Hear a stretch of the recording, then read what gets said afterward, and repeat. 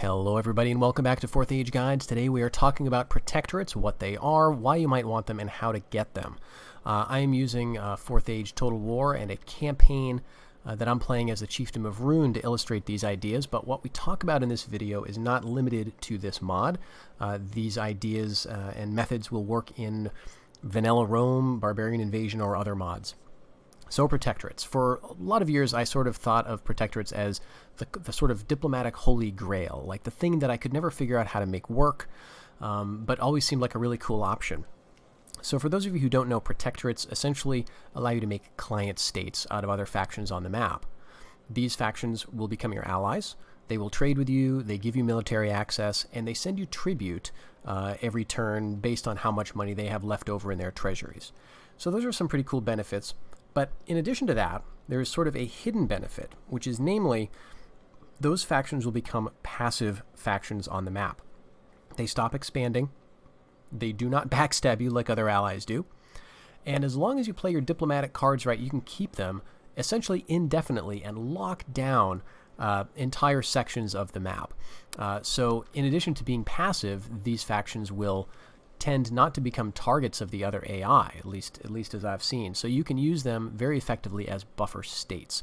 And that's very fun in my view, because while it is called Total War, sometimes it's nice to sort of organize a kingdom where you've got some safe corners and you don't have to worry about just endlessly fighting battle after battle. So here we're looking at my campaign as a Chiefdom of Rune. I have accumulated quite the list of enemies here, as you can tell, and a lot of these enemies are allied with each other. So the faction I'm targeting, North Rune, is allied with two other of my enemies, Adunabar and Khan. And Adunabar is this purple kingdom over here, and I've been doing pretty well against them. Khan is, they're next on my protectorate list, by the way. They're this faction along my southern border. But what I'd love to do is to get North Rune as a protectorate to wall off this part of the map from Dale. As you may be able to tell from the map, this blue faction Dale has expanded quite a lot. They're even into Rohan now, really. And so if I can get part of the map safe from them, then that's going to be just very advantageous for me. So what I've done here, there are about 3 steps you need to take when it comes to protectorates. 1, acquire a large treasury. There's just no getting around it. Diplomacy in Rome Total War costs a lot of money.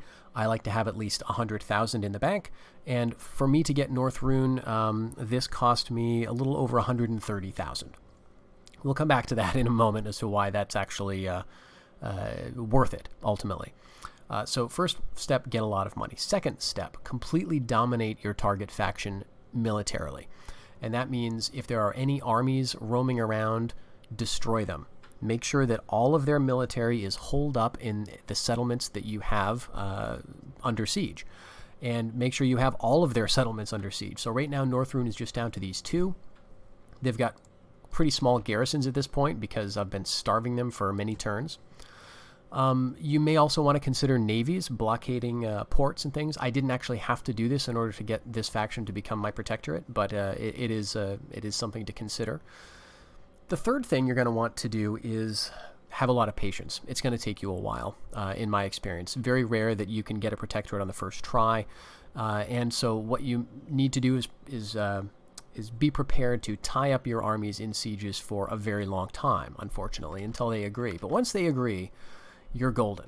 So here's what I would typically do, is I would wait for one of these cities to go down to just 1 turn remaining, so just before it's about to fall. And then I would lift the siege so I could start diplomacy. Now, if North Rune had an emissary somewhere, then I wouldn't have to lift the siege, and that would probably be even better. But they don't seem to have any emissaries, so I would approach them. And a lot of times you can start the negotiations by just offering them map information and see what they come back with. Now, they're never going to come back with, "Can we please be your protectorate, please?" But they may ask for a ceasefire. They may even ask for a ceasefire and demand a bunch of settlements back. Now, you're going to be offended by that because you're human, but don't be. That's actually a very good sign. What you could do in that case is counter that offer with a demand for overlordship and offer a ton of money and offer your entire treasury. So that's what I've done. Now, this is not going to work. Unfortunately, I tried to recreate this scenario for you on camera, but the AI is, for whatever reason, simply not cooperating, of course.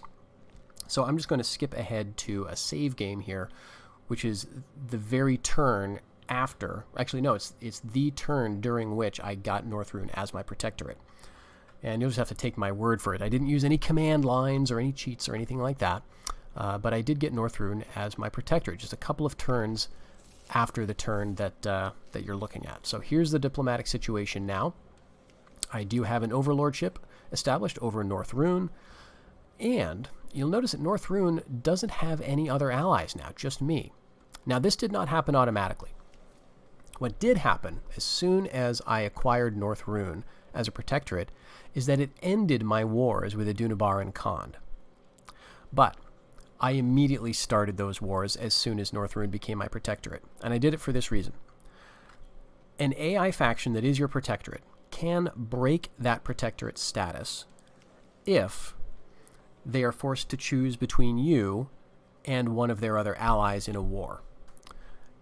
In my experience, 99% of the time, your protectorates will follow you into wars if you are the aggressor, but they will abandon you if you are attacked.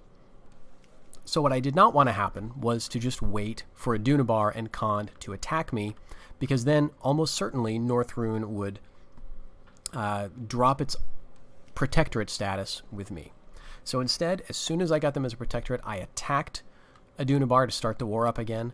I re-sieged these settlements of Khand, which had the sieges had ended automatically when I got Northrune as my protectorate, because now, we were all sort of at peace again. But I immediately started those wars again, and of course, as I said, Northrune stuck with me. So now they are my protectorate, and I am their only ally. Now I'm going to be checking in with them basically every turn from now on, just to make sure that they don't make any other friends. If they do make an alliance with another faction, then I'm going to put a stop to that by attacking that other faction, especially if I border them, because odds are very good that they're going to attack me in that case. Now, you may notice that my treasury is holding at 0. This is because I just gave Northrune all of my money, and you may think that's completely ridiculous. Why on earth would you do that? And indeed, it is a little illogical, but let's take a look at why it's worth it. All right, my treasury is now 232,290 Mirians. So if you remember, what was it, 130,000 or so, just a couple of turns before, and I did give Northrune something like 131,000 in order to become protectorate. So they gave me all of that back plus another 100,000 on top of it. Pretty good deal, right, in my opinion.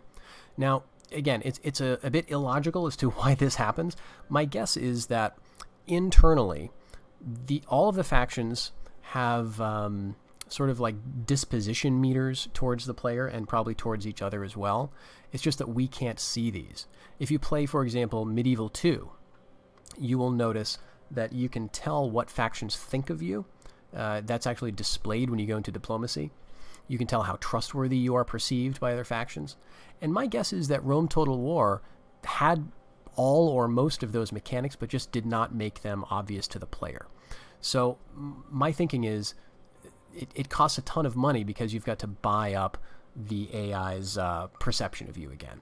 And it's a little strange, but again, very, very worth it, because you can make a lot back very very quickly. Now, we're not always going to be making this ridiculous sum of money every turn. It's going to show me that my projected profits are going to be that much. They are not. What I've actually observed in this campaign, as I've played a few more turns from this point, is that Northrune will send me tribute, but that tribute drops a little bit every turn, because what they're doing is training more troops that need upkeep. They are building things which cost them money and cost them upkeep. So these are ways that are going to reduce the amount of tribute that they're going to send to me. But it is very nice and very rewarding whenever you open up your financial summary, like your last season report, and look at how much you made in diplomacy or tributes on the previous turn. And if that's anything, I think it's well worth it. But even if they're sending me nothing on a per turn basis, the fact that I've got a now nicely secure portion of the map from which I can strike out at my enemies unexpectedly and just not have to worry about is well worth it. Think of how this could go if you didn't have a protectorate here, but you just instead defeated the enemy like we always do in these games, right? So if I just conquered North Rune and eliminated them as a faction, well, first of all, that's easier said than done because North Rune can form a horde. And if they form a horde, now I'm looking at 5 or 6 stacks of angry North Runians who are threatening my livelihood, who are still at war with me. But even if I defeated them before they managed to become a horde, now I'm just up against the next enemy, right? I'm at war with Dale anyway. So this allows me a bit of peace of mind, a secure buffer as long as I manage my diplomacy carefully, and a nice corner of the map from which I can strike out. So I hope this has been enjoyable. I hope you learned a little something from this. Thank you very much for joining me, and I'm going to be looking into another guide here fairly soon, possibly another faction guide. Let me know what you'd like to see, and thank you once again. Have a great day, everybody. Bye-bye.